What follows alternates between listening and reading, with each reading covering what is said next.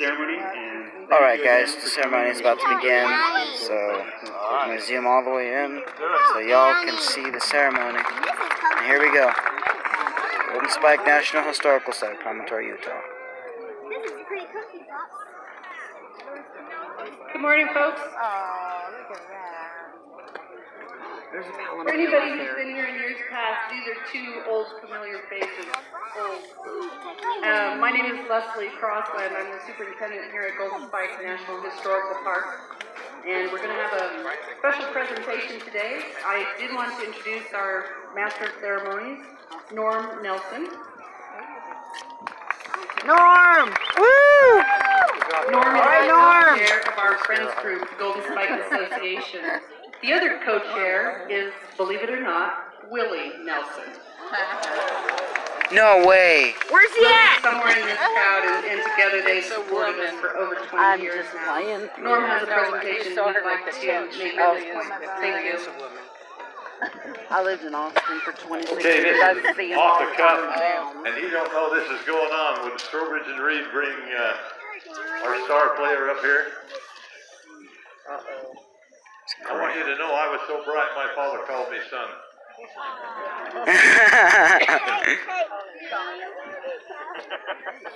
Okay, this gentleman here, There you go, bro. you talk about me being old.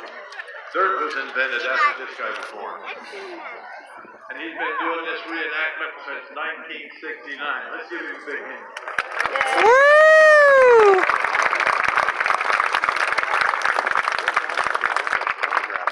This is beautiful wife Linda. This is Richard and Linda Felt, and we'd like to present him with a set of those golden spikes.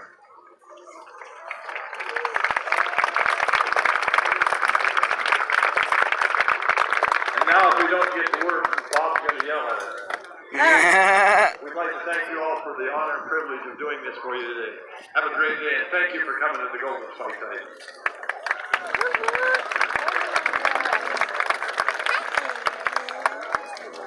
Dang, look at all of them. Hey, babe. What you doing? What you doing, huh? She probably is tired, and it's okay though. Yeah. She's doing really good.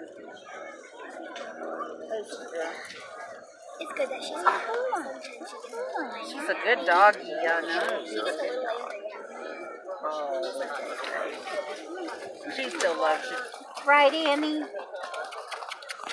Right, girl? Does she have a harness for her mom? I do, but I didn't bring it. Mercy, you want to sit with me? I want to go your shirt. I know, but look, I got your popsicle gun on my shirt. I like that shirt.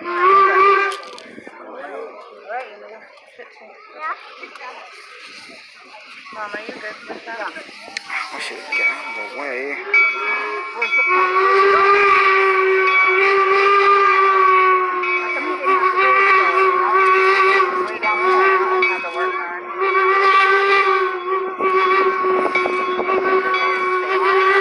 Here comes the Jupiter off to my left.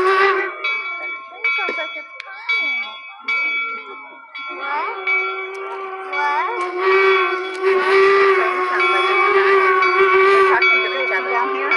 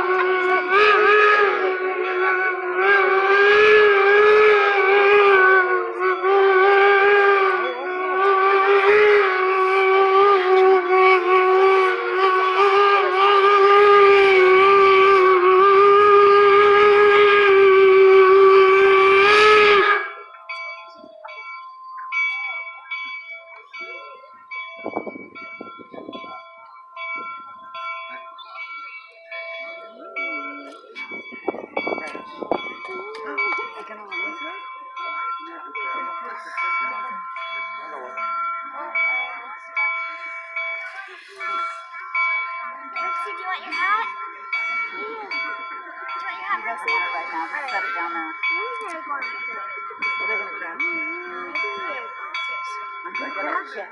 Gorgeous. Well, they're gonna kiss. Then he gets the real hat. Real for you. Wow.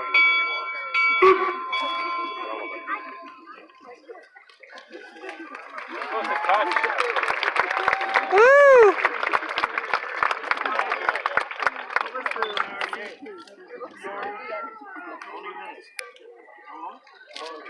Where do you see that? Oh, sorry.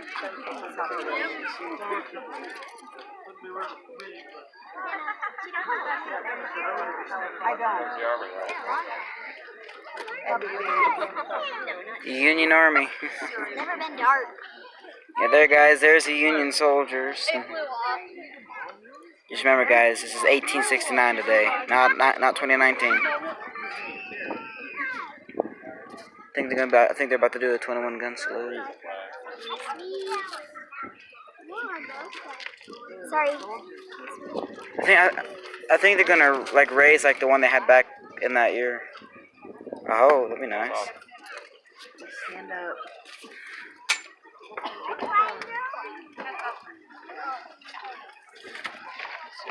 Highlight. No, just your hat bar. Sorry, guys. National anthem's about to play, but they're now raising the flag.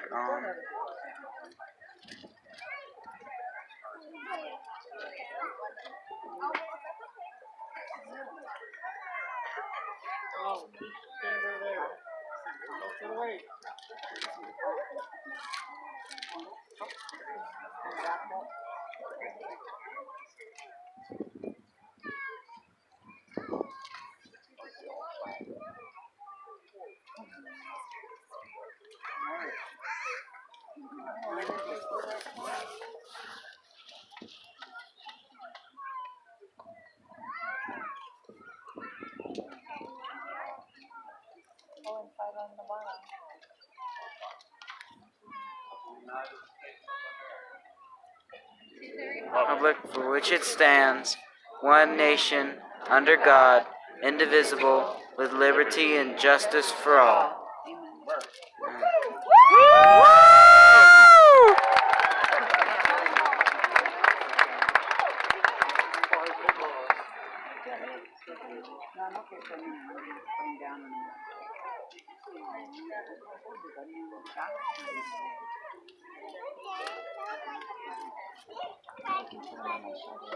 You're not singing the national anthem?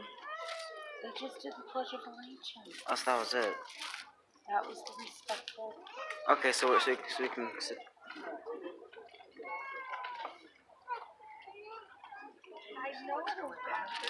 The date is May 10th, 1869. The place is promontory Summit, Utah. An unlikely spot for the culmination of an undertaking that will mark the ending of the Old West and the beginning of the New. But they have come, the famous and the unknown, the wealthy and the poor, the laborer and the farmer, the Chinese from the west and the Irish from the east, mingling with the local residents in a strange communion. The gathering is both festive and anxious, awaiting that moment of miracle when a common railroad spike, driven into an ordinary railroad tie, will link a continent. The gentle breeze is blowing under an almost cloudless sky.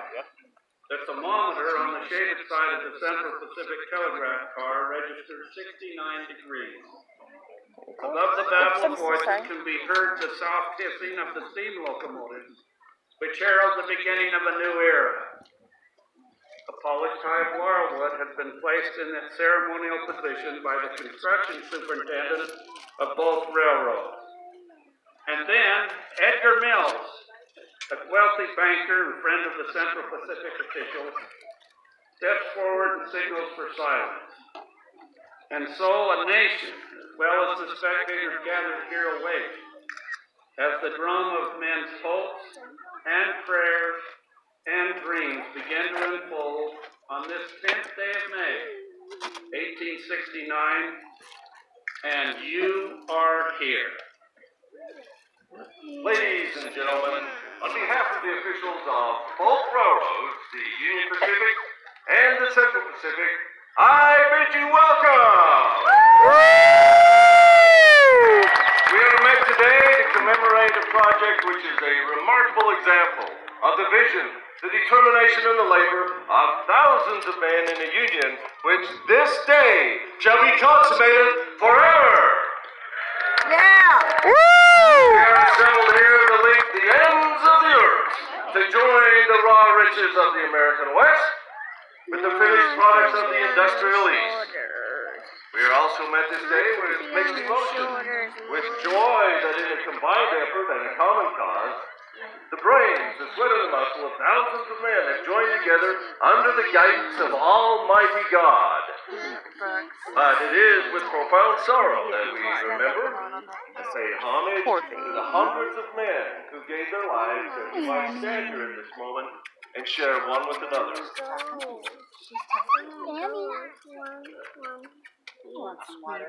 Among those whose presence we are honored to acknowledge at this time include a number of road officials from both lines in addition to those taking part in the ceremony. We are pleased to have reporters from some of America's great newspapers. From the territory of Utah, among other dignitaries present, is Bishop John Sharp, the railroad bishop, representing Governor Brigham Young. Mayor Lauren Carr of Ogden. The beautifully uniformed band with its new instruments is from the Mormon 10th Ward in Salt Lake City. Of utmost importance is the telegraph operator who will keep the entire nation informed of these proceedings as they transpire. He is Mr. W. N. Schilling, Western Union operator from the Ogden, Utah office. We also take pride in the 21st Infantry Band. They are under the command of Major Milton Cogswell and Lieutenant J.C. Turrier of Company K. And now, to unite us in thanks to our Creator, may I introduce a man who has traveled many weary miles to be with us today. He is the Reverend John Todd of Pittsfield, Massachusetts. From promontory to the country, bulletin, almost ready, hats off, prayer is being offered. Our Father is God, and our Father is God, God of creation and God of providence. Thou hast created the heavens and the hills. Thou art also the God of all mercies and blessings. We have assembled here this day upon the height of the continent, from various sections of our country, to do homage to thy wonderful name, in that thou hast brought this mighty enterprise, combining the commerce of the east and the gold of the west, to so glorious a completion. We consecrate this highway for the good of thy people. O God, we implore thy blessings upon it, that we may have peace, and that this great railroad may be unto us as the Atlantic of thy strength and the Pacific of thy love. Through Jesus the Redeemer. Amen. Amen. From promontory to the country, we have got done praying. The sight is about to be presented. Thank you, Reverend Todd. At this time, it is my pleasure to introduce a fellow resident of Sacramento, Dr. H.W. Hartnett, who will present to Dr. Thomas C. Durant of the Union Pacific Railroad and Governor Leland Stanford of the Central Pacific Railroad two railroad spikes. Dr. Durant and Governor Stanford will then place these spikes into holes that have already been drilled in the laurelwood tie.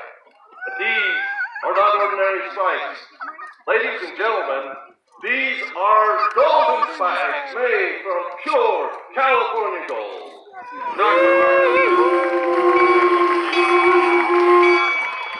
Gentlemen of the Pacific Railroad, those of you who have met with us, the last spike needed to unite the Atlantic and the Pacific by a new line in trade and commerce is about to be driven to its place. To perform this act, the East and the West have come together. Never since history commenced her record of human events has man been called upon to meet the completion of a work so magnificent in contemplation and so marvelous an execution.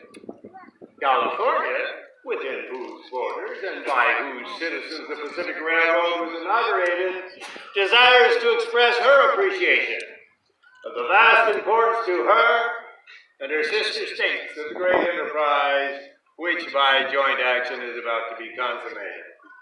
From her mines of gold she has forged a spike.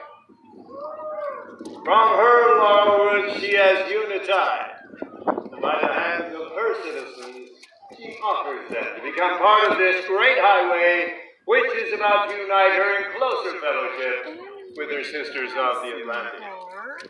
From her bosom was taken the first soil. Let hers be the last tie and the last fight. Woo! And with them accept the hopes and wishes of her people, that the success of your enterprise will not stop short of its brightest promise. This fight was donated by Mr. Frank Marriott, publisher of the San Francisco Newsletter. And in conclusion, I should like to draw your attention to this fight, the gift of David Hughes of San Francisco. On its head is inscribed, "The Last Fight." On 3 sides, the names of railroad officials, and on the 4th side, this sentence: "May God continue the unity of our country as this railroad unites the 2 great oceans of the world."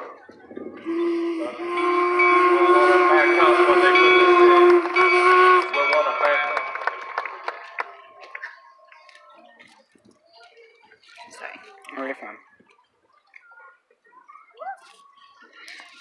Here we go, guys.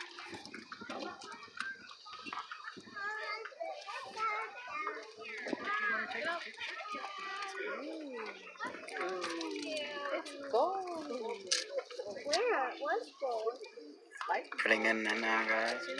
This is history.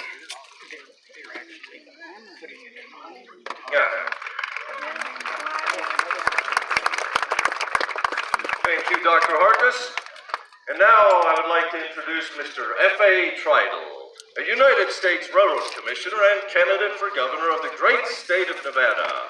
He will present a spike of pure silver from the famed Comstock Lode on behalf of the people of Nevada. Mr. Tridle? Thank you very much. From the iron of the east to the gold of the west, Nevada adds her link of silver to span the continent and web the oceans.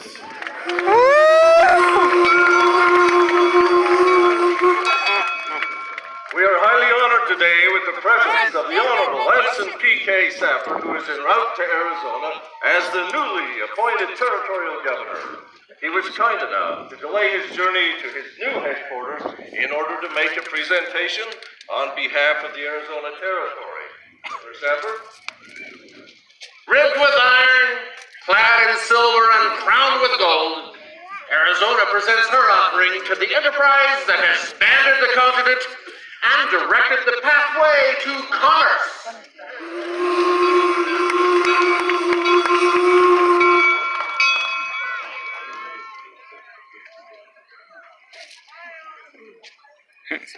Smile. It's kind of crappy to say something like that. Who said that? Somebody else smiled. Smile. I'm just like, okay. It's like, okay.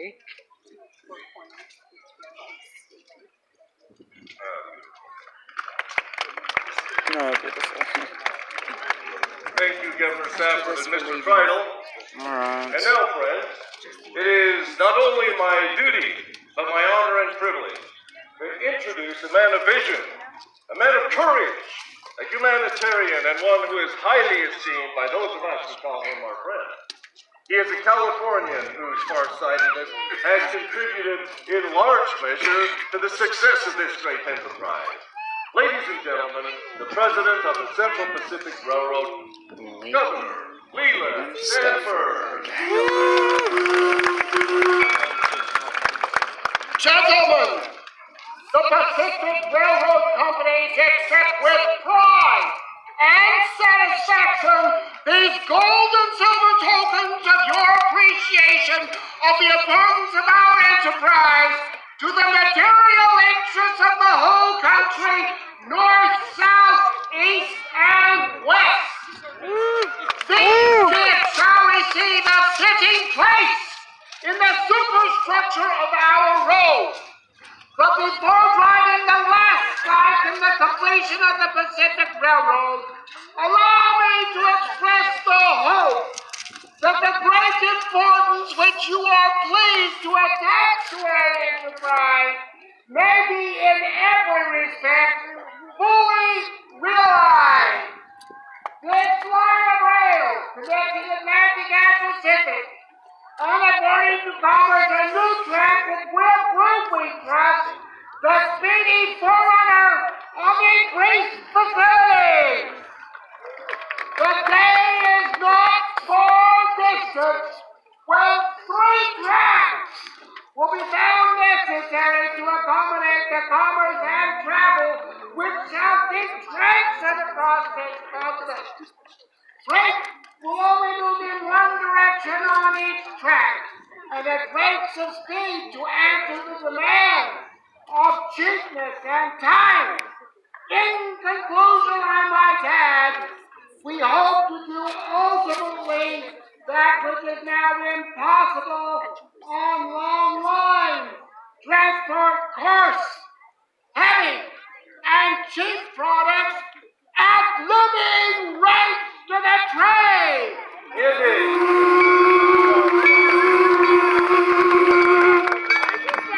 Thank you, Governor Stanford, for your astute and timely remarks.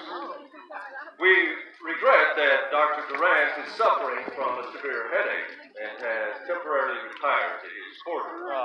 In his absence, and in the absence of the president of the Union Pacific Railroad, Mr. Oliver Ames, we have asked General Grenville Dodd, Chief Engineer of the Union Pacific Railroad, to represent his railroad with a few remarks. General Dodd. Mr. Mills, thank you. Gentlemen, the great senator from Missouri, Thomas Hart Benton, proposed that someday a giant statue of Columbus shall be erected on the highest peak of the Rocky Mountains, pointing westward. Building this is the great route across our continent. Today, you have made that prophecy a fact. This is the way to India.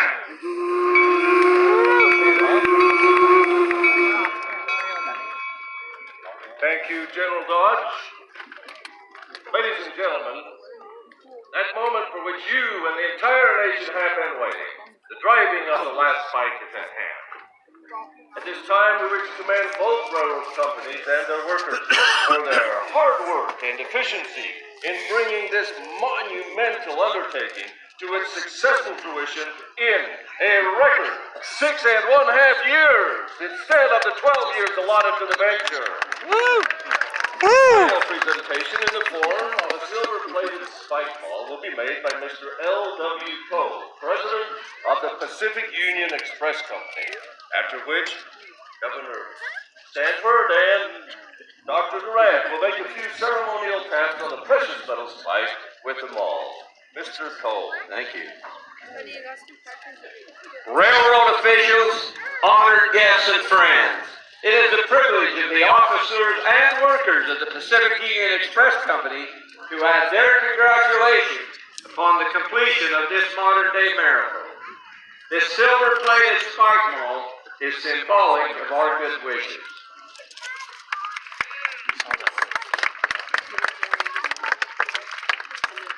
There's a Stafford who's gonna go hammer it. Tap that spike. Yeah.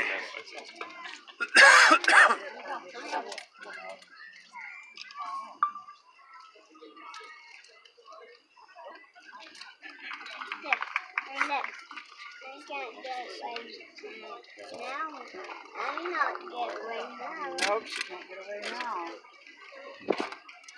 Okay.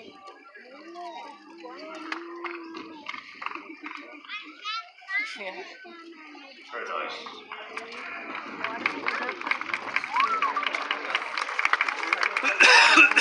At this point, I should explain that the last spike is a regular iron railroad spike that can be driven with the maul.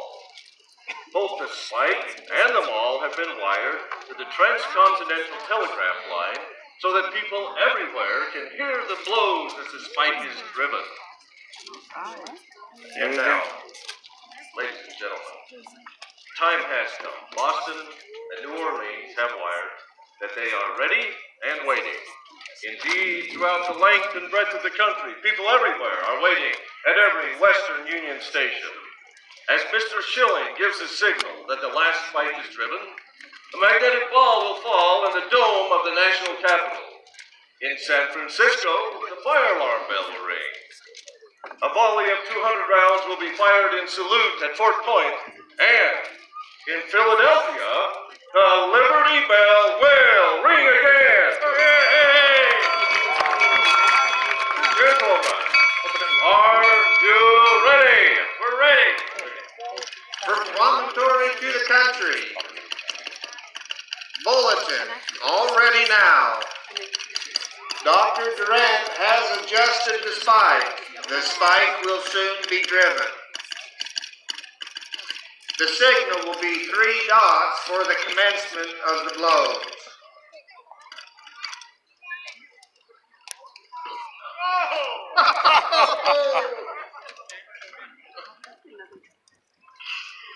You don't want to do the track? Yeah.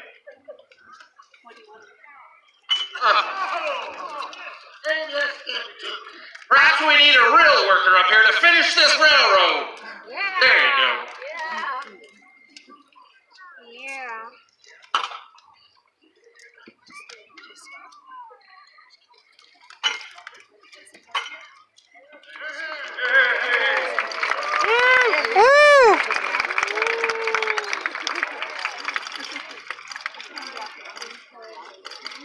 From promontory to the country. Bulletin. D-O-N-E. God. Hooray! Woo!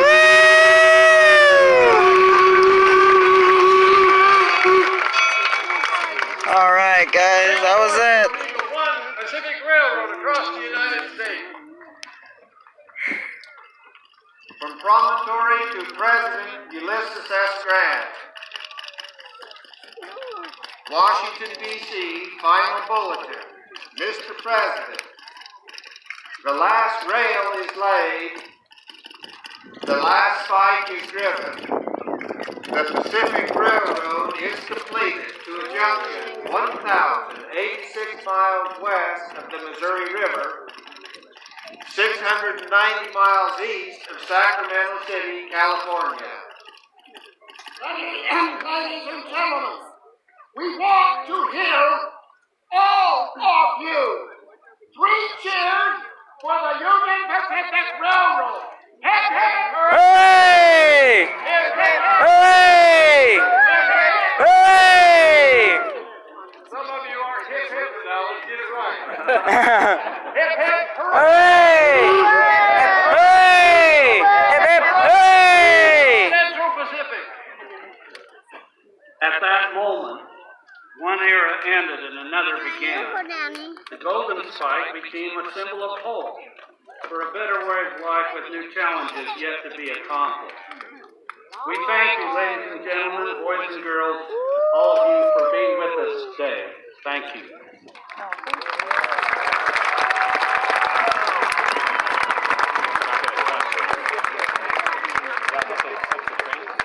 Look, they're about to take the picture. Are you on Facebook Live or just recording? I'm just recording. Oh, okay. Nah. YouTube page. Oh, that's cool. What's your YouTube handle? PackerFan1287. What kind of stuff do you talk about? Trains, elevators, just a bunch of stuff. Yeah, cool. I like it. He does a lot of filming. Yeah, I think it's cool.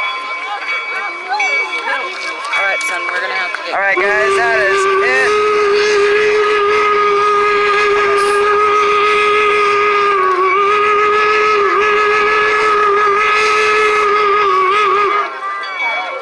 Alright guys, that'll be it. Hope y'all enjoyed that.